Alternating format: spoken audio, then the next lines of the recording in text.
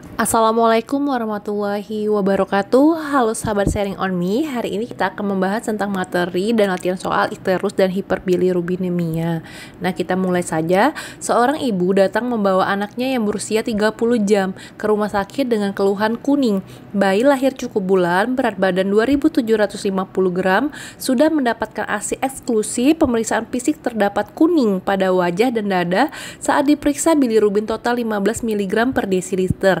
Bilirubin direct 1 ml per desiliter. Penanganan yang tepat pada pasien ini adalah A. Fototerapi, B. Transfusi tukar, C. Stop ASI ganti dengan susu formula, D. Tambahkan susu formula pada ASI, E. Dijemur biasa saja. Jawaban yang benar adalah A. Baik, kita bahas bersama-sama. Pada soal diketahui bahwa clue-nya adalah bayi kuning. Nah, kuning itu adalah berhubungan dengan ikterus ya teman-teman. Pada bayi ditemukan dua kondisi ikterus, yaitu yang berlangsung secara fisiologi dan patologi. Perbedaannya di mana? Kalau fisiologi itu keadaannya terjadinya biasanya setelah 40 jam, padahal sedangkan di soal terjadinya 30 jam ya teman-teman, dan tidak pernah melebihi 200 mikromol per liter. Hal tersebut tampak lebih jelas bila ada memar, diberi ASI, dan ada infeksi serta biasanya menghilang pada hari ke-7-10. Selain itu, kadar bilirubin yang ditemukan tidak melebihi 15% bilirubin total, biasanya cuma 5-6 mili per desiliter. Sedangkan di soal itu diketahui bahwa bilirubinnya sudah 15 ya teman-teman. Nah, apa itu ikterus patologis? Ikterus patologis adalah ikterus dini yang muncul pada 24 jam pertama.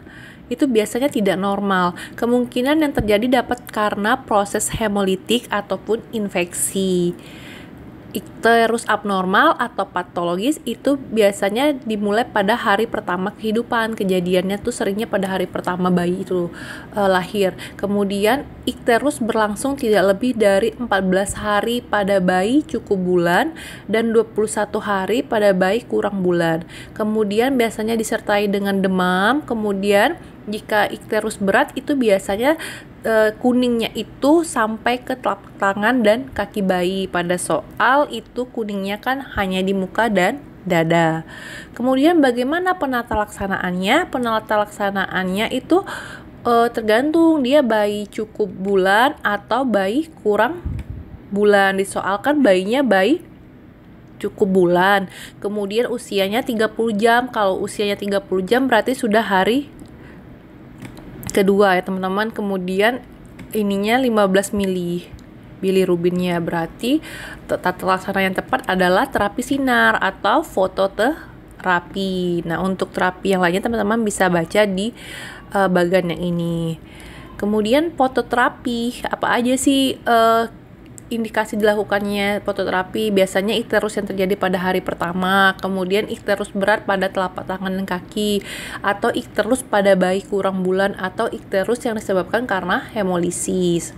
Kemudian teman-teman, karena ini sudah menyinggol ikterus, teman-teman ada baiknya mengetahui tentang derajat ikterus menurut Kramer. Nah, ini ada derajat 1, 2, 3, 4 dan 5. Derajat 1 itu jika hanya di kepala dan leher. Jadi batas sini nih. Kemudian kalau derajat 2 itu sampai badan bagian atas nih. Derajat 3 itu sampai bawah sini. Derajat 4 itu sampai lengan dan tungkai. Ininya kena juga, selain badan, kepala ininya juga kena nih, ke tungkai. Derajat 5 itu sampai telapak tangan dan kaki di bawah-bawah sini. Dan perkiraan kadar bilirubinnya, misalnya nanti di soal cuma dikasih tahu bayinya ikterus di daerah sampai badan atas, berarti kemungkinan perkiraan bilirubinnya adalah 9 mg atau kadarnya itu sama dengan 10 gitu ya, sekitar itu. Ini dibaca-baca aja, diingat, mana tahu nanti soalnya nongol. Kemudian karena dia sudah menyenggol ikterus, teman-teman juga jangan harus mikirin juga nih penyebab ikterus lainnya. Ada juga yang penyebabnya karena breastfeeding jaundice, karena tadi di soal ada menyinggung dia sudah mendapatkan ASI eksklusif. Apa itu breastfeeding jaundice? Itu biasanya ikterusnya itu terjadi jaundice kan, kuning, kurang dari 7 hari. Biasanya itu timbulnya pada hari kedua sampai ketiga. Hari keempat 3 sampai ke 4 biasanya dia lebih meningkat, lebih kuning. Disebabkan karena feeding. Feeding itu kan makanan. Jadi karena asupan ASI yang kurang. Jadi dia nggak masuk gitu. Breastfeeding jaundice seringkali terjadi pada bayi-bayi yang mendapatkan ASI eksklusif namun tidak diiringi dengan manajemen laktasi yang baik. Bayi akan mengalami beberapa tanda sebagai akibat kekurangan cairan seperti demam, penurunan berat badan lebih dari 10%, dan berkurangnya produksi BAK-nya. Frekuensi buang air besar dapat juga berkurang pada kasus ini, tapi nggak sering ya teman-teman. Itu kalau breastfeeding jaundice. Jadi feedingnya yang bermasalah makannya. Nah, kalau breast milk jaundice itu ikterus yang disebabkan oleh air susu ibu. Dia udah dapet ASI. Nah, di soal tadi kan dikatakan sudah mendapatkan ASI. Jadi bisa dia kemungkinan breast milk jaundice. Tapi kan di awal udah dikatakan bilirubinnya udah 15 mg. Berarti kita udah langsung berpikir ini hiperbilirubinemia, penyebabnya mungkin ada yang lain-lain juga gitu ya. Kemudian kalau breast milk jaundice itu ikterus yang disebabkan oleh air susu ibu. Kemudian insiden pada bayi cukup bulan berkisar 2-4% kejadiannya. Kemudian biasanya terjadi pada bayi udah lebih dari 1 minggu dia baru ikterus. Kemudian bila ASI dihentikan, bilirubinnya biasanya juga stop. Nah, jadi dia kuningnya memang karena air susu ibunya gitu. Cukup sekian materi tentang ikterus hiperbilirubinemia. Semoga bermanfaat.